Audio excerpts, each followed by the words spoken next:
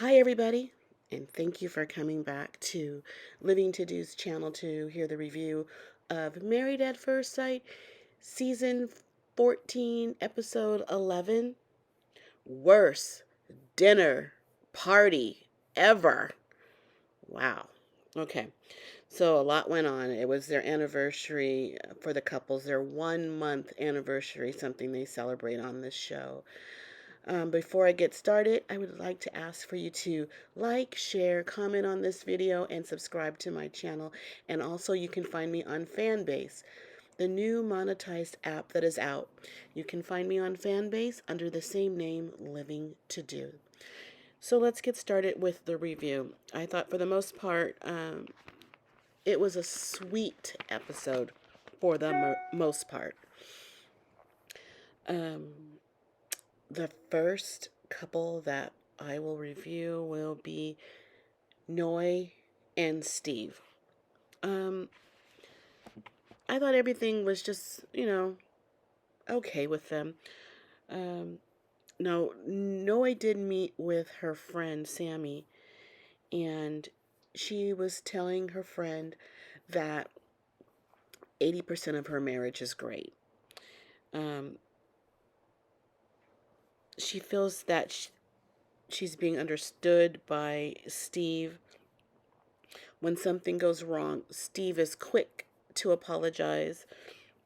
I think the negative part of her marriage, the 20%, is that she wants to see him be more ambitious, and she's looking for an equal partner. And she's not trying to be the breadwinner in her household. That's not, I mean, some women, I understand, that's not cute. It's not sexy. That's, no, it's, they might view that as being too masculine, some girls. They want to feel like they're being taken care of, a lot of people. So that scenario doesn't always work for everybody. She says, decision day, well, she loves him, but love isn't everything. And that is so true. Just because you're good looking doesn't mean you have your act together. Your life could be in shambles. You could be a miserable person. You could mistreat people. So don't let the good looks fool you. Um, they had a nice excursion for their anniversary dinner. He took her on a boat dinner and had sushi, and Noi loved it. Um, she thought it would be a good time to talk about some expectations of their marriage, something they never talk about. And Steve says that he's trying. Um, I, she wants to feel secure and want to know, have a concrete plan about their life moving forward. So what she's asking is not unreasonable. And he says he's trying. I don't know how he's trying, but pull up a bank statement, give her 2 years of tax returns, just like you were applying for a loan. You know, you're applying, it's kind of like a foundation on your marriage to know that you're standing on solid ground. And that's all she's asking for. It's not a hard ask. um, for a person who seemingly has his act together, he has money, or he's able to take care of himself, just let her know what it is, how you're able to do this, how you're generating income for the household, how you see their future together, um, how it's going to be paid for. Um, just reassure her that everything is okay if it really is. Now, if it isn't, this is time to come clean. And that was basically it um, for that couple. She does have a real issue. She's not asking too much. I don't think she's really making waves about it right now, but she can build up resentment if she doesn't get that answer. So let's go into the next couple, which was Mark and Lindsay. Mark is going to look for another job closer to home, better hours, more money. This is to satisfy Lindsay. So I'm wondering if he's thinking of a life with her to make all these major moves for someone you're only going to spend 1 more month with. Now, Lindsay is wanting Mark not to look for another job, but invest his time in getting to know her. And I don't know why she thinks that he can't do two things at once. He can be looking for a job and getting to know her at the same time, because I'm sure he has a job now and he has to go to it and he can still spend time with you. I don't know why she thinks that either you look for a job and I think she sees that as a negative uh, on him getting to know her, or spend this time just being with her. I don't understand how she thinks that makes sense. What's he going to be doing all day? And what are you going to be doing all day? You're working too. Uh, I don't know. I think that was unreasonable on Lindsay's part. Now, Mark met up with Chris. Chris at the flower shop where they came together to look for a 1 month anniversary for Lindsay. Um, he said last time they saw each other was at the bowling alley. And we all remember that, where Lindsay just blew a gasket. And she went off talking about Mark in the most demeaning ways. And Chris happened to be by Mark's side when that happened. And Mark said that Lindsay apologized the next day. He made it clear that he's not in love with her. Um, and whatever he's going to do, he's going to be true to himself. So that's good. Um, I'm glad Mark has a friend who knows Lindsay and can see her, understand her behavior. And when he complains about it or he has to say something about it, uh, Chris will know firsthand what it feels like, uh, knowing the two of them. Mark took Lindsay camping. I guess she enjoyed it on their 1 month anniversary. They had a teepee where they watched their wedding videos inside the teepee, and Mark was crying. He felt bad about all the fights they had. He was just reflecting on their time together. Um, and I just don't see where he went wrong. I think he's blaming himself, and they didn't show Lindsay taking any responsibility on the month they've had together. But Mark was really in his feelings. He's just, oh my God, he's such a sweet guy. Um, well, that was basically uh, it for them two together. The next couple, we have Jasmina and Michael. Um, Michael talks to his friend Travis about Jasmina and his relationship. He he expressed that Jasmina has not been vulnerable with him. Um, and he says that she hasn't seen the romantic side of him, romantic Mike, and he's going to go all out for their 1 month anniversary. And if this doesn't work, well, he got nothing else. And he first surprised Jasmina with a breakfast spread, and she loved that. And he decorated really, really well. And when he shared, or they looked at their wedding photos and their vows that they put in this nice glass encased frame, it was really, really pretty. It's definitely a keepsake. It's very, very thoughtful, and just something you would keep forever if you stay together. Um,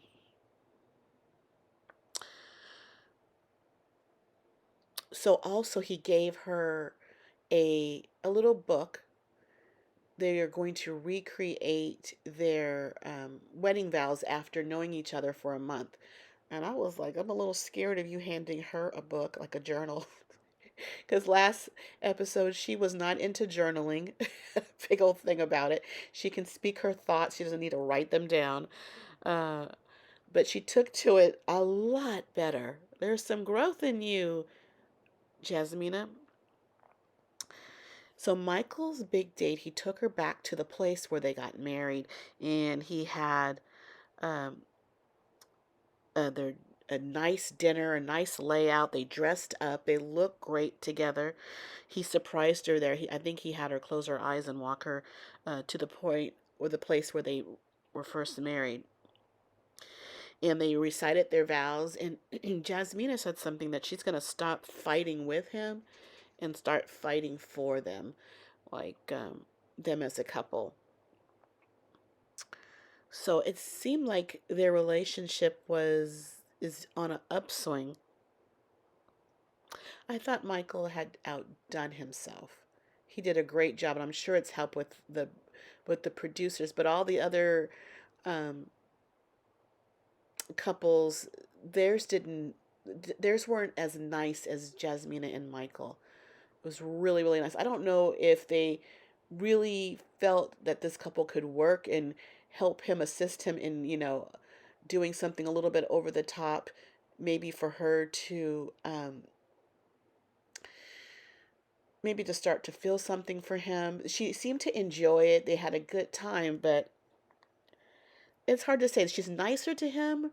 At least that's the edits. They were dancing, and she, um, she had a lovely time. I don't know if it was on this show or it was on the after party show where she was on, and she said that she enjoyed the 1 month anniversary where they got married at more on their anniversary, more so than on her wedding. And I thought that was very sweet. And she said she loved her wedding, but she enjoyed this more. And I'm just hoping that's a sign that she's doing better, and she can let her guard down a little bit more and maybe start to get close to him, because they're really seeming like they are on friendship vibes. Okay, so the last couple is Katina and Olajuwon. So, who was this? It was So Katina, I'm sorry, yeah, was speaking with her friend over a Zoom meeting, like a Zoom call over her television, and she told her friend that she is guarded because she doesn't want her feelings hurt. And people always say, don't be so guarded, let your guard down, let him in. But that is a process. It is such a process. This is why people date before you should let somebody in. Since they didn't date, they're just dating while married. Um, maybe and the thing is, she probably could soften, but he has such ups and downs that she probably doesn't know where she truly stands to be vulnerable and let him in her heart. Because one day he's up and the next day he's down. So I guess she's guarded. You got to be guarded because you have to be on guard for someone with unstable temperament. Now, in this case, Katina and Olajuwon's 1 month anniversary outing was planned by Katina, where all the other 1 month anniversary outings were planned by the husbands. Katina planned her outing with Olajuwon, and they went on a um, gondola ride, uh, which was fine. But again, I felt that Katina was wooing her husband, and he likes to be wooed, and I just don't want her to get caught up in that cycle where she's always doing for him like that. Um, he needs to be doing for her. Yeah, wooing her more. They talked about their relationship, and Katina told Olajuwon that he adds to her joy. That's very, very, very sweet. Olajuwon, he said he won't point the finger so fast at her when he thinks, something is wrong. He won't be so accused. He won't accuse her so fast about an issue that they might be going through. Though he did say her cooking needs work. Earlier in the episode, right when it started, she was making him breakfast, and she made scrambled eggs. Now the eggs look like they were sticking to the pan a little too much, but he said that her cooking does need work. But he says that he's feeling his wife. He's really feeling her. Um, and Katina says she doesn't want her love story to be filled with negativity. So I think she's going to be actively working so it doesn't show up as that. And I just hope that she doesn't mask a lot of things just to get over or to be in his good graces, just so nothing bad can be said about her or their relationship. Now, one thing that happened, they all went on their group dinner. I guess maybe they're all their anniversary dinner, all the couples. They went on a group dinner or in a Sprinter van. They go together as the group, and then they later are at the table discussing their marriages. And I guess this group dinner, Noy, she shared that she loves her husband. She's in love with her husband, and she likes her husband, Steve. And they consummated their marriage. Jasmina and Michael says he's treating every day like decision day. What does that mean? What does that look like? um, are you overly anxious? I don't know what he means, like you're treating every day like decision day. Um, Lindsay said she was all in same day. And what she needs from Mark on decision day is him showing that he is all in with her consistently. Because they're not really, they've had some bumps in the road and setbacks. Michael, he notices that they made a lot more progress. But Jasmina says that she doesn't feel any romance feelings towards Michael. I don't know. I know she's being honest, or I guess she's being honest. I don't know. It seems like that's a little jab. Maybe she's saying she could have said it a little differently. We're hoping that all our time spent together will help us grow romantic feelings, something like that. Sometimes she's a little blunt with her descriptions. She was that way with Viviana last week, and just a little blunt and harsh. And Jasmina needs to soften herself. She needs to soften her tongue. Now, Steve says that with him and Noy, when they fight, they need a middle ground. And I like that. Steve is quick to apologize, but Noy isn't when they fight. She needs a lot of space. And what Steve wants to work towards is giving her space, but he wants her to work towards coming to a resolution or talking about their issues quicker and then just letting them fester inside. So I commend Steve with how he thinks their relationship should go. And I agree with him 100%. Now, Olajuwon shared that there is great chemistry between uh, him and his wife Katina, but he doesn't know if it's marriage chemistry. He thinks maybe it's just friendship chemistry. Now, something recently happened on the way to the dinner to make him say these things. Uh, Katina did not know what his issue was, and he wouldn't tell her. He asked, "Should I tell everybody in front of the group?" Wrong answer. Wrong suggestion. What makes you think you should do that? If she doesn't know there's a problem in her marriage and that you're having a problem with, the first time she hears it should not be in a group setting. Olajuwon, you should know that. You should know there's a time and a place for everything. And just because you're feeling a type of way, we don't need to just blurt things out or insinuate in a major way to change the mood of the whole dinner. You could have said, you know, you could have pulled her aside, or even alluded to, that you're contemplating some things have come up that you have to reassess.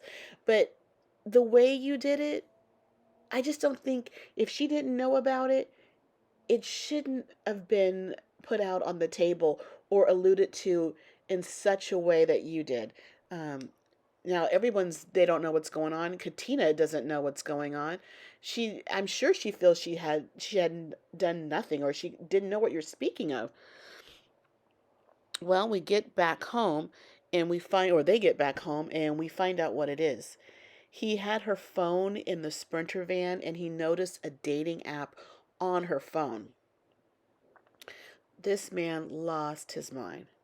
He is screaming at her, "Why do you have this app? I don't have this app. I don't give you a reason to think anything badly about me." I don't know what tracks he's covering up, because he's always said, he feels that God has blessed him bringing her Katina, and maybe his sins have been washed away. I don't know what his sins are, but I can rest assured they're nothing like Katina. Katina's nothing. She's not on your level. I mean, I'm sure she's out in the streets a little bit, but she's nothing like you. But you in your head are recalling what you've done, and you think she's taken part in something similar, and that she's shisty, that she's dating behind your back. You never thought for a minute that maybe she didn't even realize that app was on her phone. Did you cake her phone to scour through it to see if there was a dating app? Are you looking for a problem? Why couldn't there be a discussion about it, saying, why do you have a dating app? Oh, that's an old app. Let me delete it. I didn't even realize it's there. It's just like having a painting on in your wall, hanging up in your house. You walk by it every day. After a while, you don't notice it. So she just probably overlooked it. She said it had been on there for years.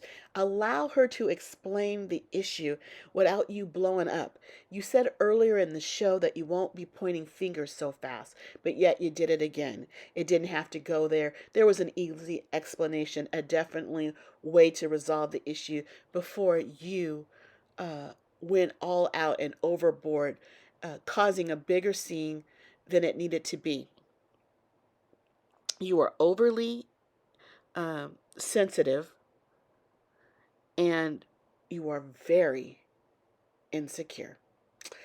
Okay, that is it for this week. I guess there will be more drama next week.